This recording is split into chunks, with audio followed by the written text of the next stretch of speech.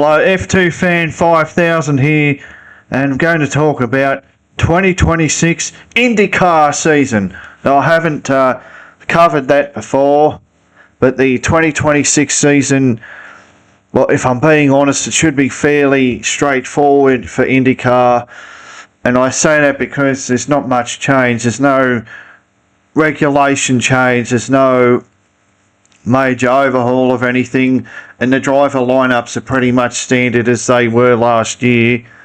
So as you know, the last few years, Alex Palou, he's been winning the championship.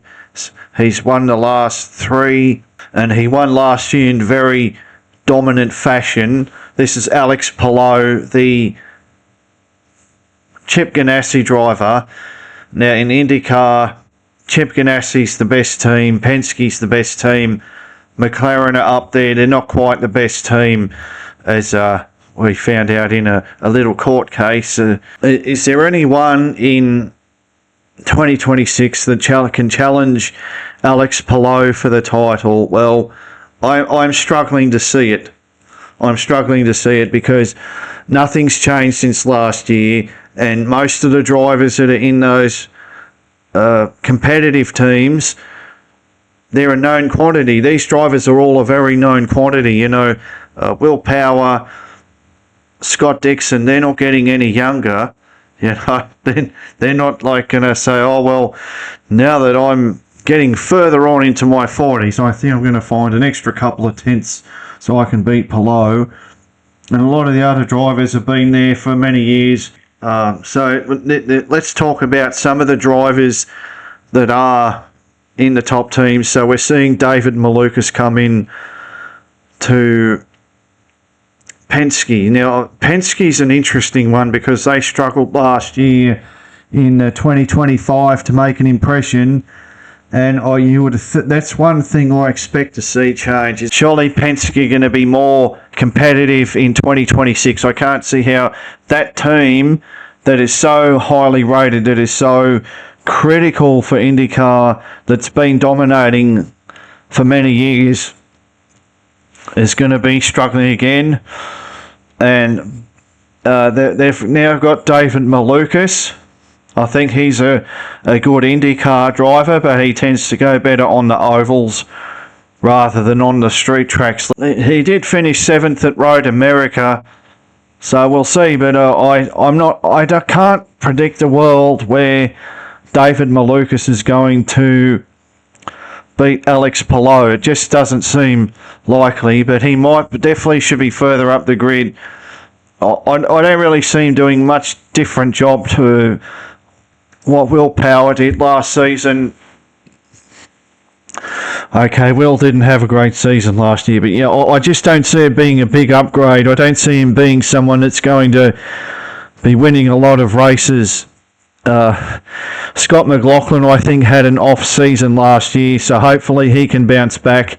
Hopefully I'm wrong about Malukas. Hopefully he can start, growing and improving as a driver, because, now he's got a more competitive team to drive for. Joseph Newgarden, we know he's won the championship before, so you can't count him out, but in the last couple of years, even him with Penske, they don't really look competitive and convincing up. We go to McLaren. They were the sort of second best team last year. Patricio Award has been quite close to Alex Palou at times. He's finished second last year, so I suppose, now that he's been more accustomed to running it at the front rather than, being sort of further in the mid-pack. Well, not in the mid-pack, but, running around in 6th or 7th. Now he's more accustomed to fighting for wins. He can definitely get closer to Palou. He can definitely fight more. He can grow. And Christian Lundgaard is still fairly new at this, being in a top team in IndyCar, and he was very impressive last year.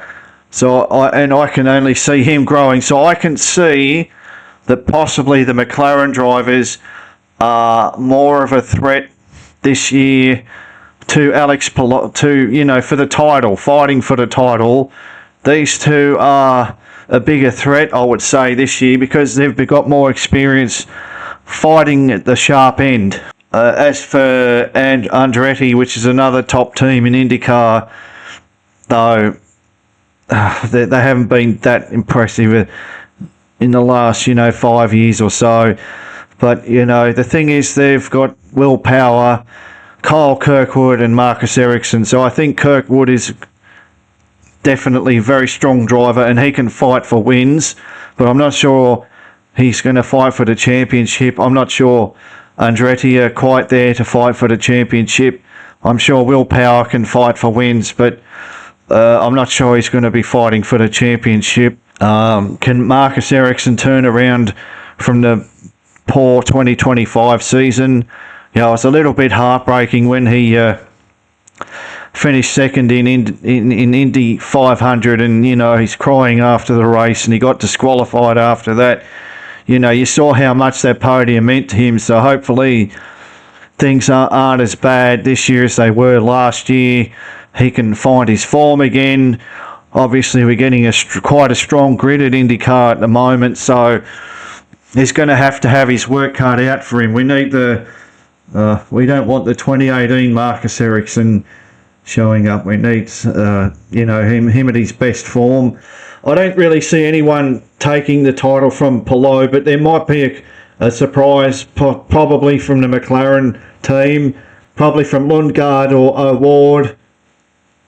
I don't see I can see both of them, helping each other to fight at the front. I'm not sure about Scott Dixon. We know that he sort of doesn't age. He's just one of those drivers. He's sort of the Fernando Alonso of IndyCar. He just keeps going and going and going, and I'm sure he'll be fighting at the front. But I just don't see him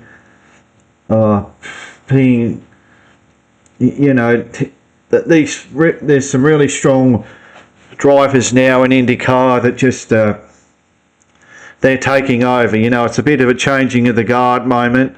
We've got Dennis Hauger and AJ Foyt. This is high pedigree drivers here. Dennis Hauger is an FIA F3 champion. He couldn't quite make the step up to F2 as convincingly.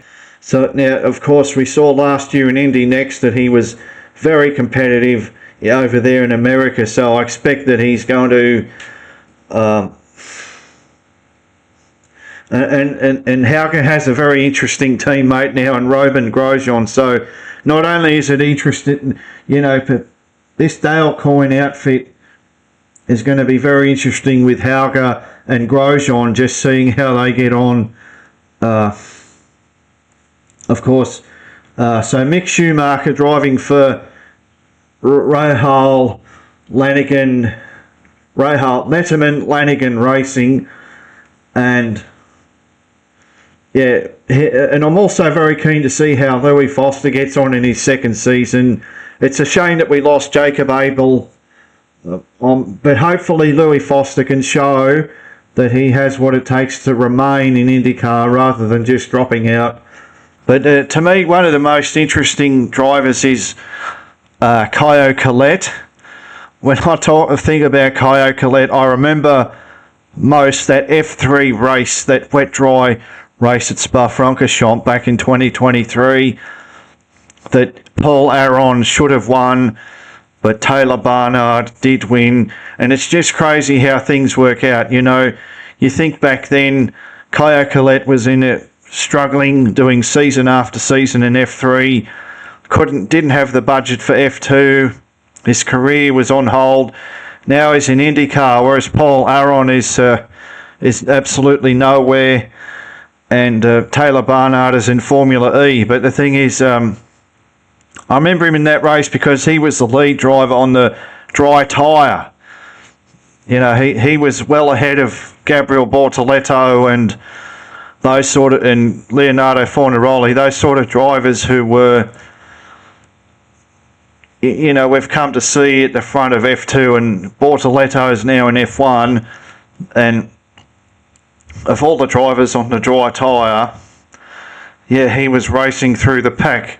So I remember him for that race. I never forget that race. That race is one of the, if you love your motorsport, your open wheel, single seater, whatever it is, that race is unforgettable.